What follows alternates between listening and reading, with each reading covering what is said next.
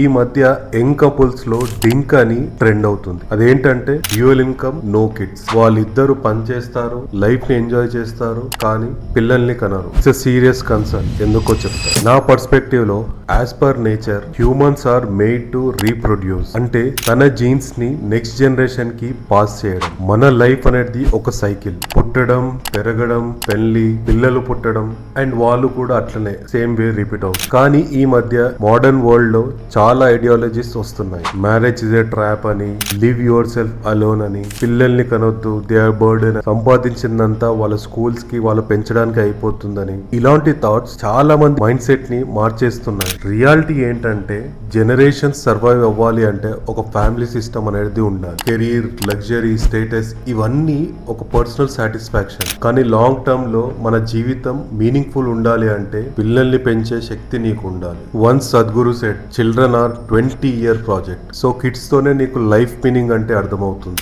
వాళ్ళ కోసం ఏమైనా చేయాలి అనిపిస్తుంది. పిల్లల్ని బర్డెన్ లా కాకుండా బాధ్యతగా చూడండి. ఫర్ ఏ సెకండ్ డింక్ కాన్సెప్టే కరెక్ట్ అనుకుందాం. మీరిద్దరు సక్సెస్ఫుల్ గా వర్క్ చేసుకుంటూ పిల్లల్ని కనుకుంటూ వరల్డ్ మొత్తం ట్రావెల్ చేస్తారు. Everything is fine. కానీ మీ ఇద్దరికి ఒక 40-50 years వచ్చేసరికి లోన్లీనెస్ ని ఫేస్ చేయలేరు.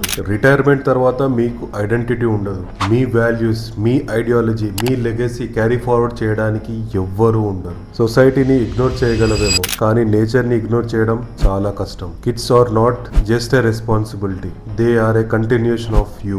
ఒక మొగోడిగా తన ఫ్యామిలీ, ఫిట్నెస్ అండ్ ఫైనాన్స్ ఎట్లా మాస్టర్ చేయాలో చెప్తాను. ఫాలో మీ.